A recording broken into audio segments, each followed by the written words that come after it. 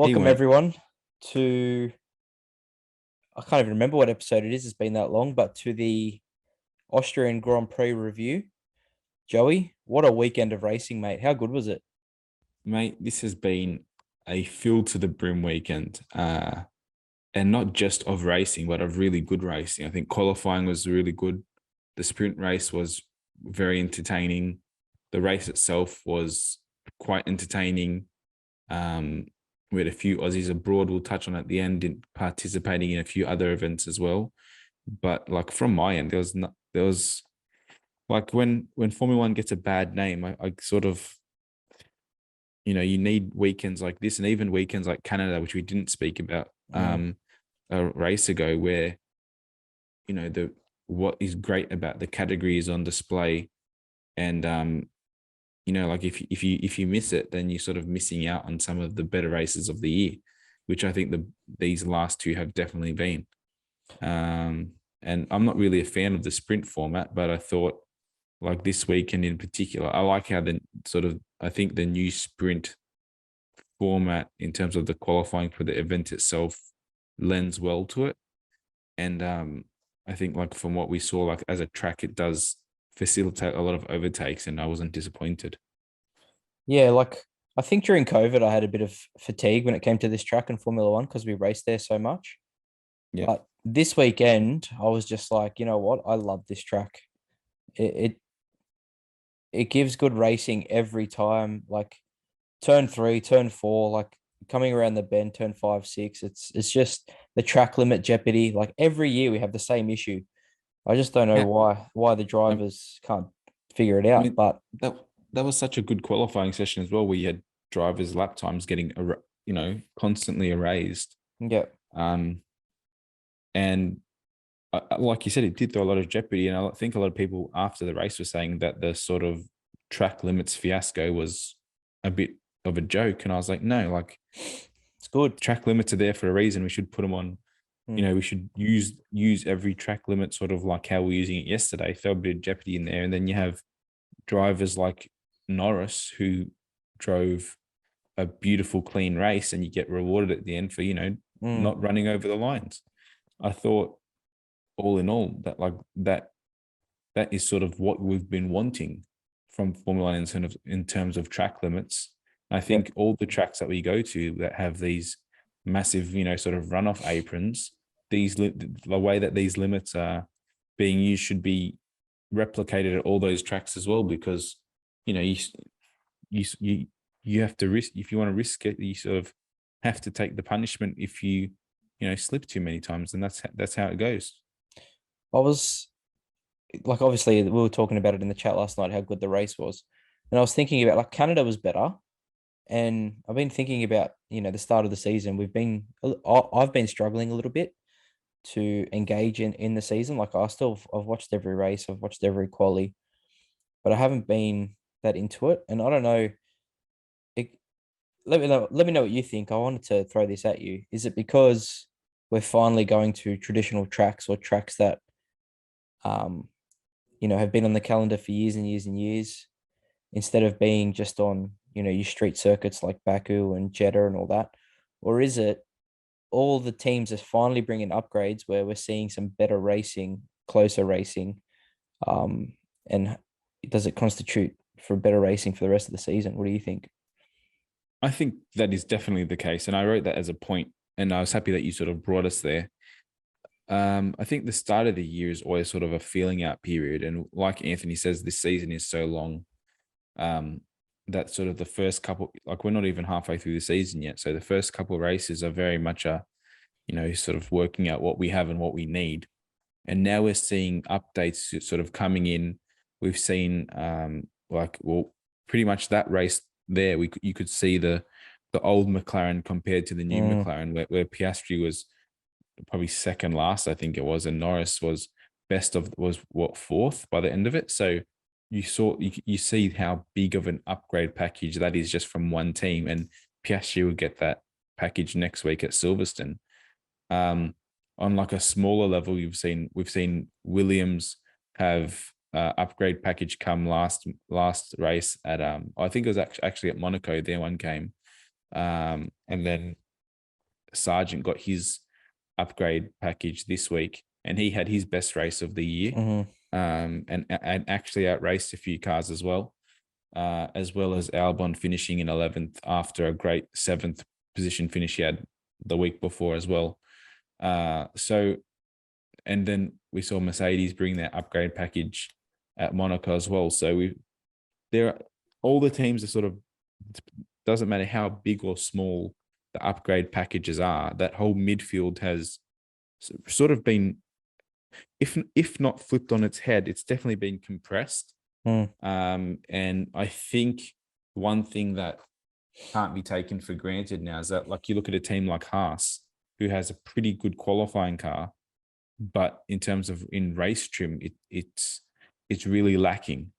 And then you look at AlphaTauri; they seem to be the last team to really, or they just haven't been able to get on top of that car really at all. I don't know if I'm at the stage where I don't know if it's sort of a,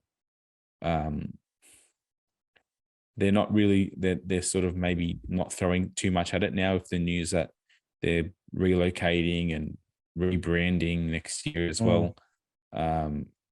Maybe even changing driver. We heard Helmut Marko saying this week that he had pushed very hard for De Vries, and it looks like Horner is going to be proved right, because they don't really make a lot of decisions where they're both not for it, and apparently Horner wasn't for the De Vries signing.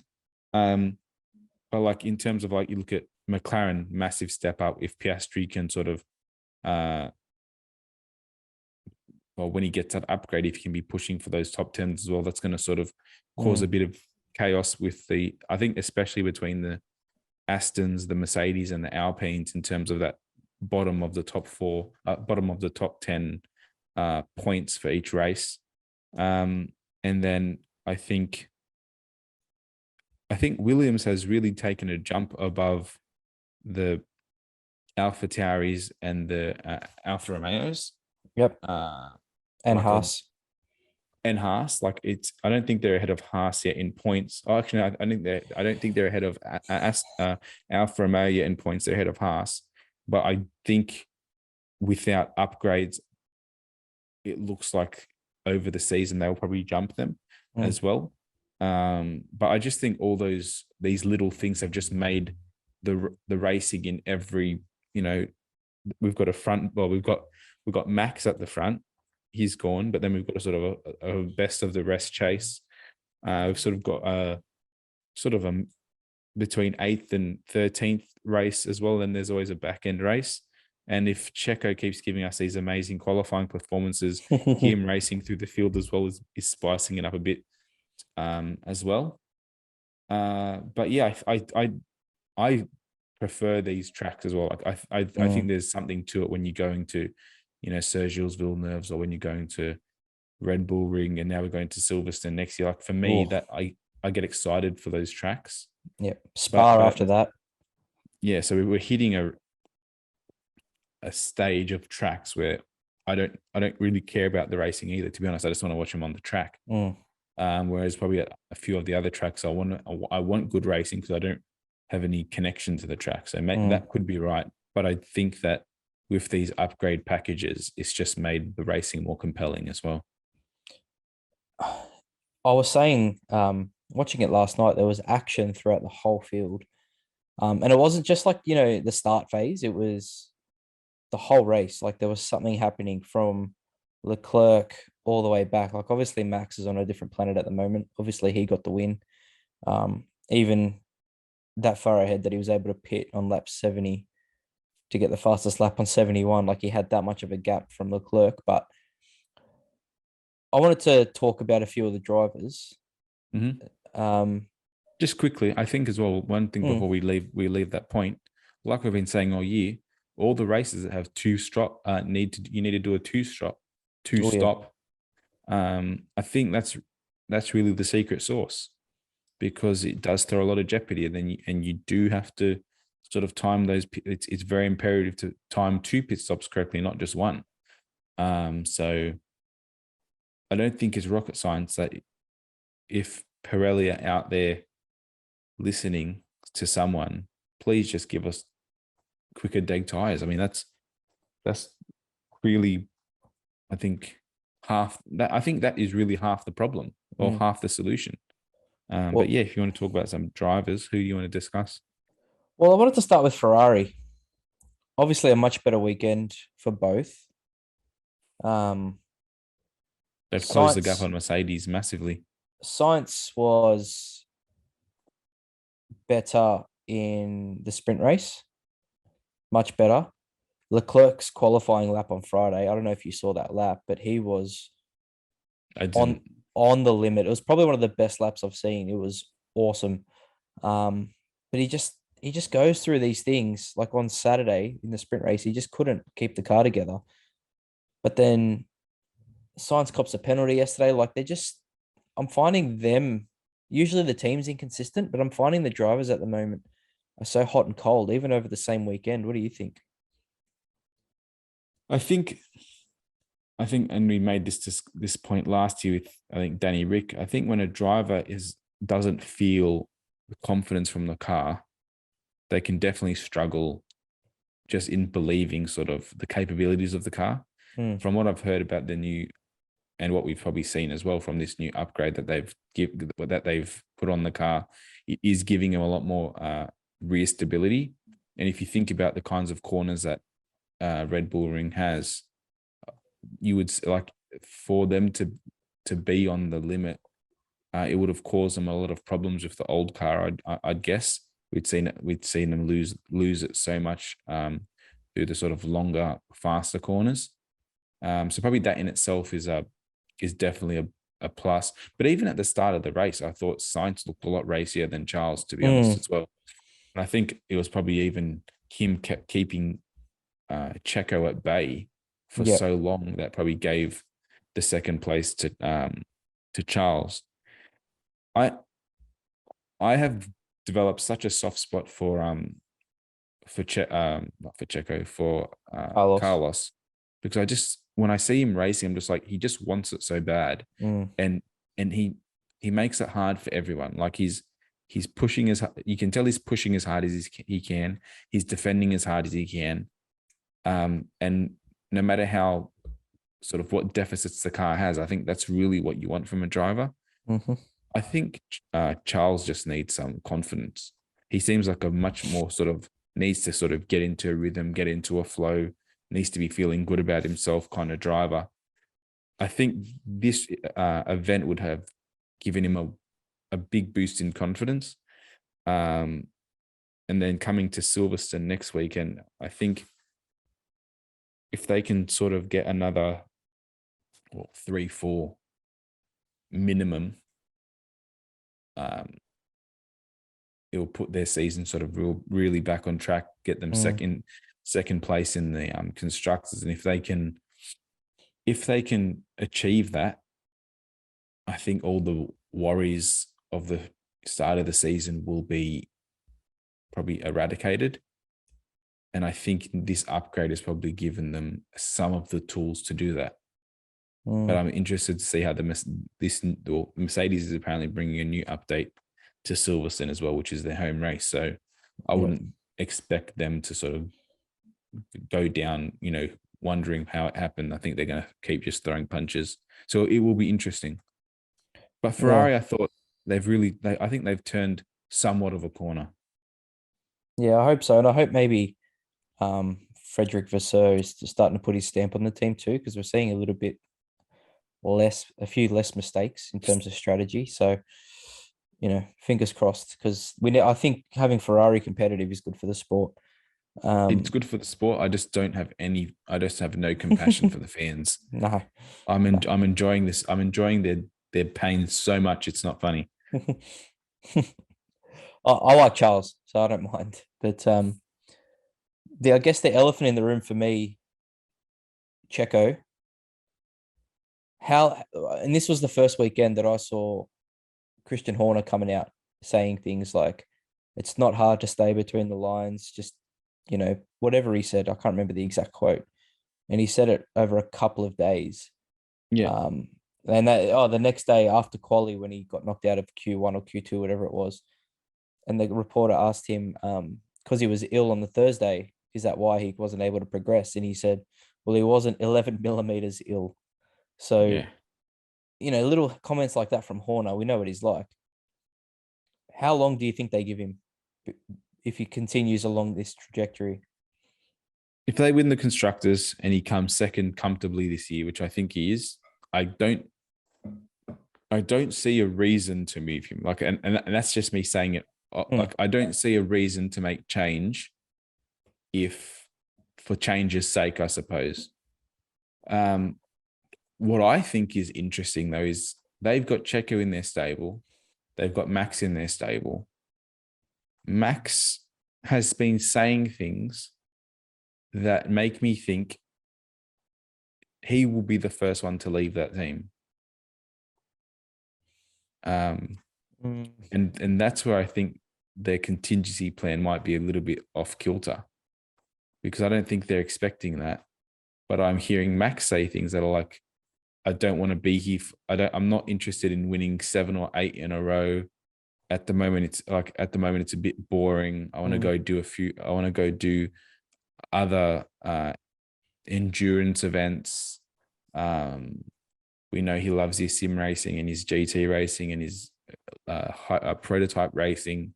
He's got his own team now. He's sponsoring. He's got like a team sponsorship affiliation going on with one of the Ferraris in GT World Challenge. And I'm not saying it's going to be this year or next year, but I could. So if he wins this year, what's that? 3-time world champion. Yep. He wins next year, it's 4 times world champion. That would be when I would probably expect something like that to happen. So I don't know. I think Checo's fine as long as it is all in his hands, and I think he knows that, and I think the team knows that. But the car is so good that no one's going to remember. I don't think by the time the season finishes, if he gets a comfortable second and they've got a comfortable team's championship, I don't think anyone will sort of remember the bad qualifyings, because the job is done. I think where Red Bull have had problems is when they've had these bad qualifiers who then can't race through the race, but this car is just on rails, so it sort of gives him a back out. He was lucky this weekend. He's pulled out a 17-point gap on Alonso in third, because Alonso didn't have a very good weekend. But yeah, I don't know. He's in a rocket ship, and he's getting knocked out in Q2. Like, he hasn't made Q3 in 4 weekends in a row.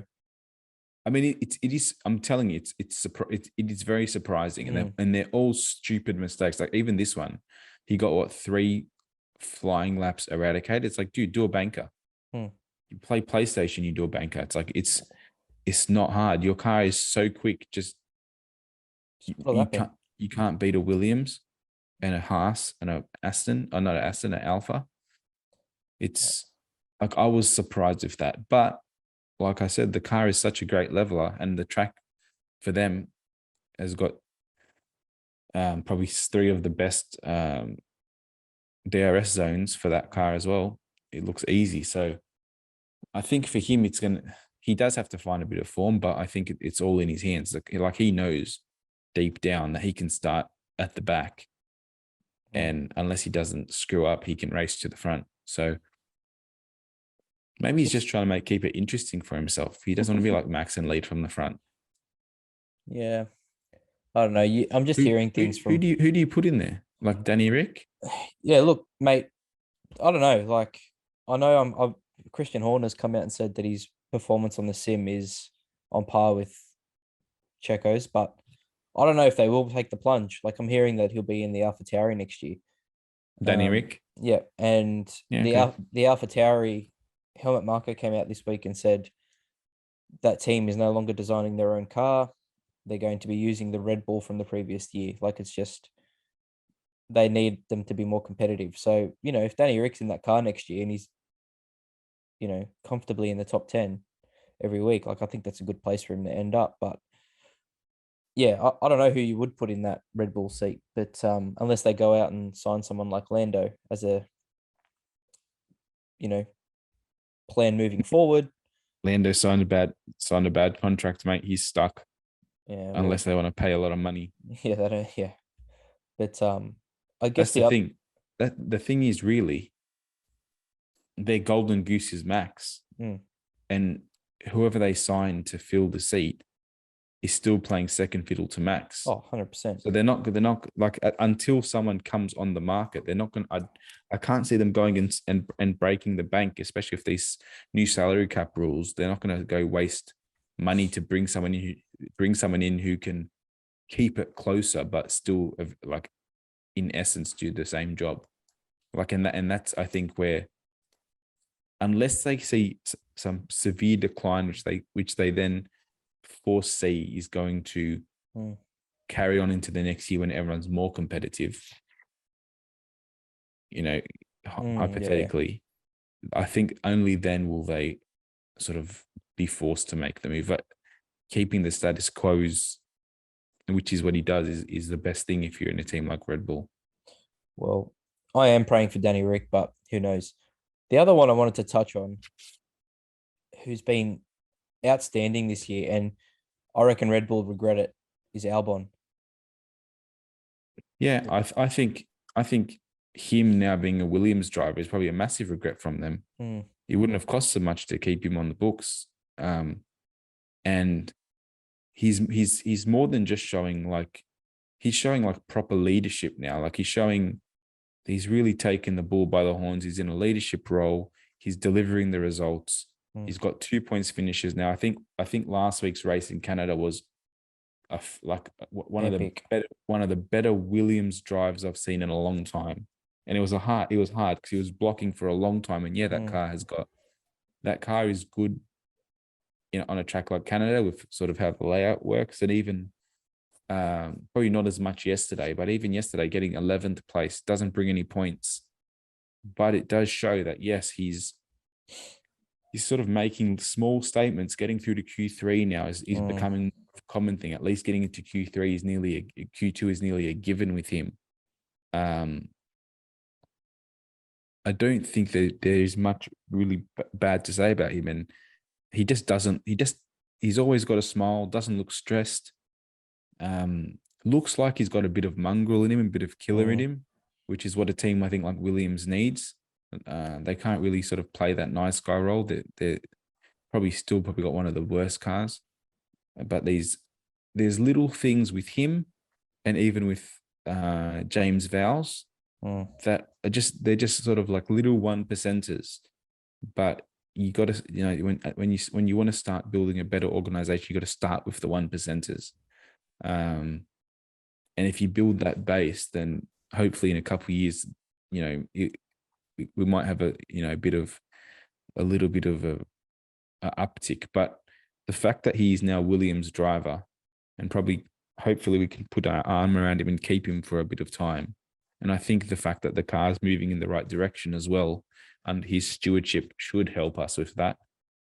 But yeah, I mean, imagine Red Bull now going, we could have plugged him into a car instead of De Vries. And I wanted De Vries to get a chance, but I just don't think it's worked. And even Yuki was on a pretty good tick, but they're just not scoring enough points for that team. So, I mean, I bought his hat.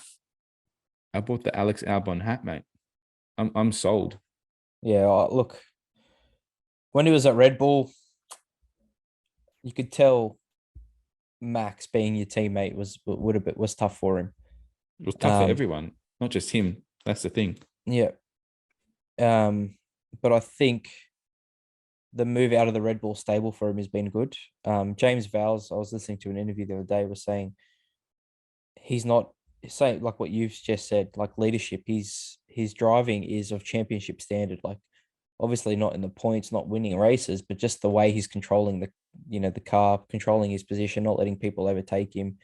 He's a championship caliber driver, and yeah, I bet Red Bull are kicking themselves because obviously De Vries hasn't worked out.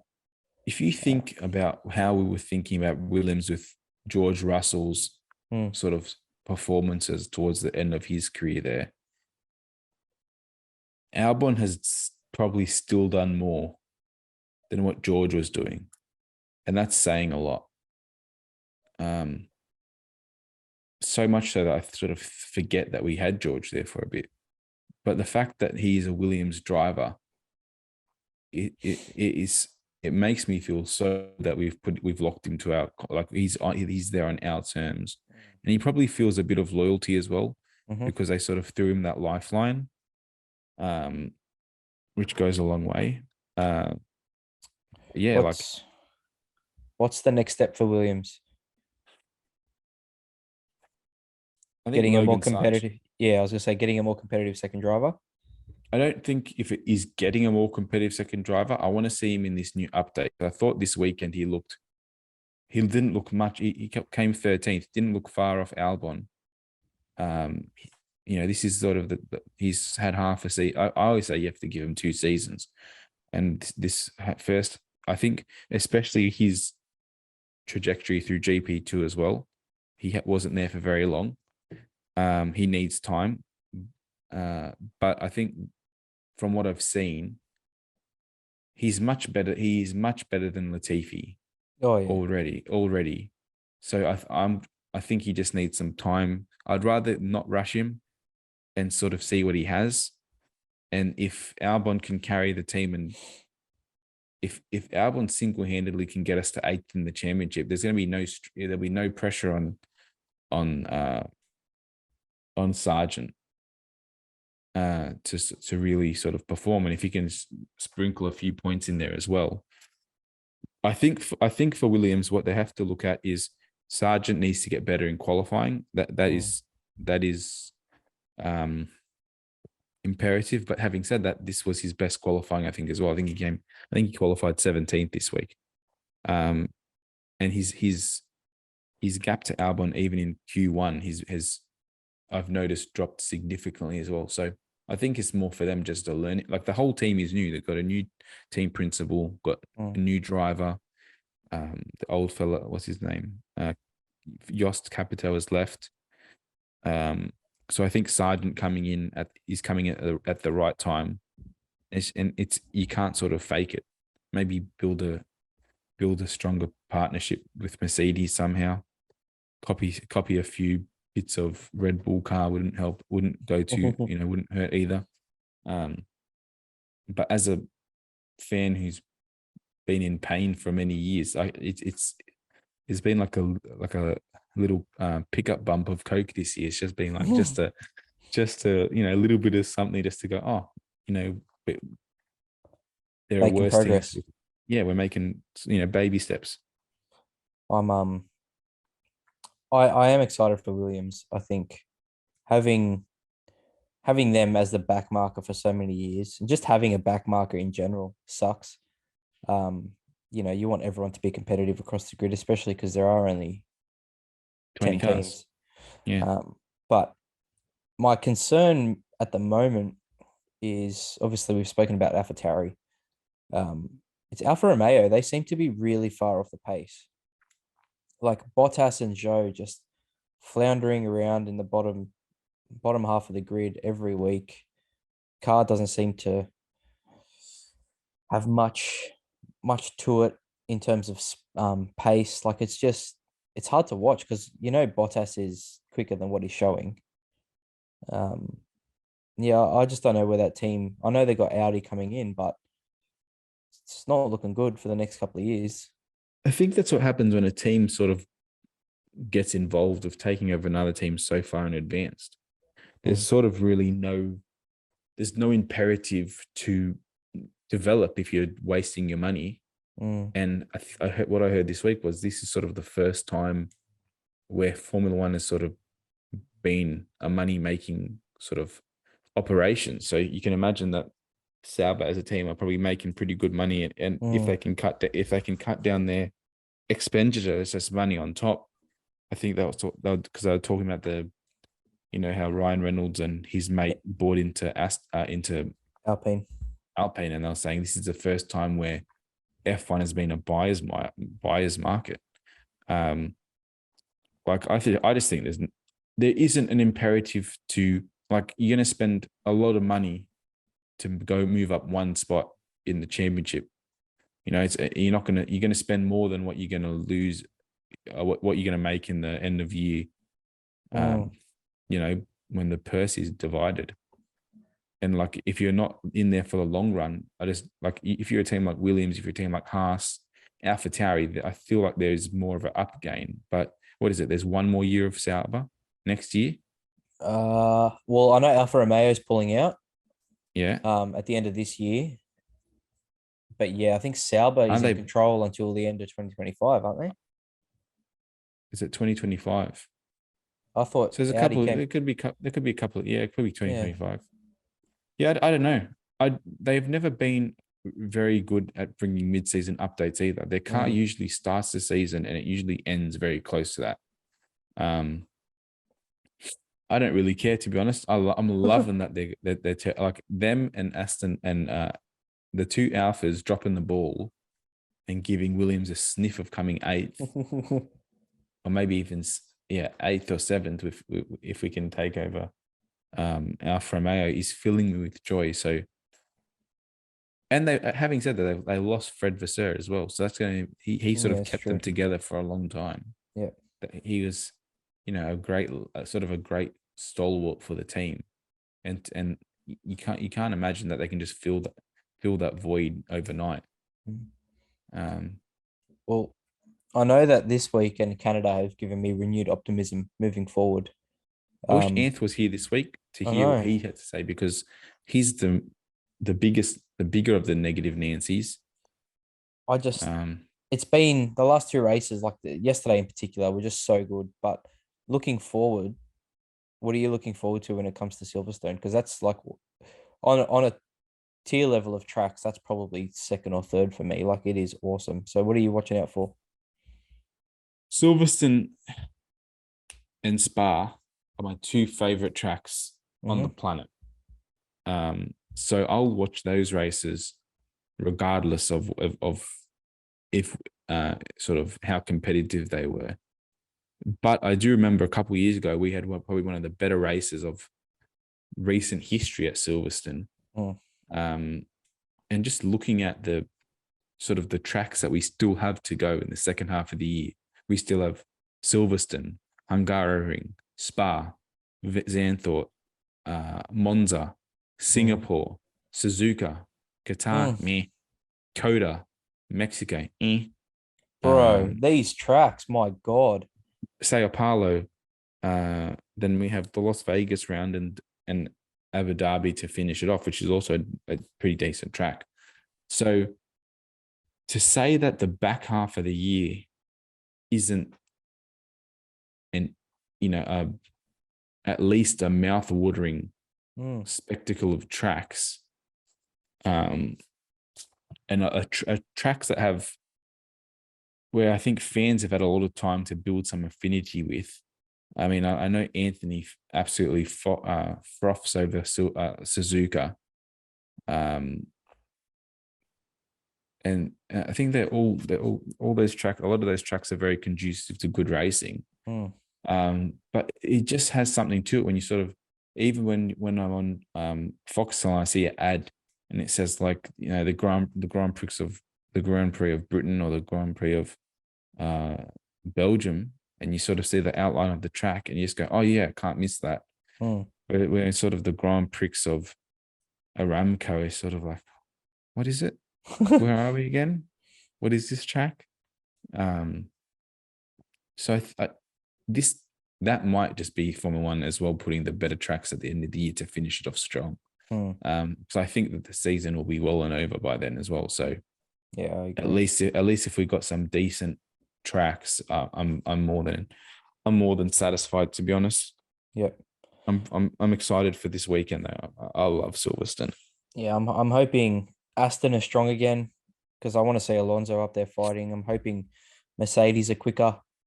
Hoping Ferrari continue. Well, as you said, looking for that bottom podium step and, third, fourth, fifth around there. I just want 3 or 4 teams challenging for those positions every Well, I week. think even the fact that Lance has sort of picked up the pace a bit as well in his Aston. It's the consistency with him that I worry about. Yeah. He's very hot cold, but I'm saying at least that he's picked up a bit of his pace. Sorry. The battle between those three teams, with upgrades coming and also the fact that those cars will probably be different cars suited to different tracks. It will be interesting end to the year in who can sort of snag that second place in the constructors, especially between the Mercedes and the Ferrari. I don't think Stroll has enough to sort of place it with those to help them in the constructors. But maybe even just getting it in between. There is a lot to look forward to, even though it's a runaway season again. And I think if you sort of don't let that idea that, Max is absolutely dominating be your first thought, there is a lot of enjoyment to be had throughout the rest of the race, as long as you watch it. Because if you don't watch it, then you're just going to be like, oh, Max won again. From second to 20th, it's awesome racing at the moment. Yeah, like even sort of the people at the back end of the 10 trying to push in, and the people at the bottom end of the 10 trying to stay up. It's compelling stuff. So I wouldn't let that sort of dampen my spirits. No.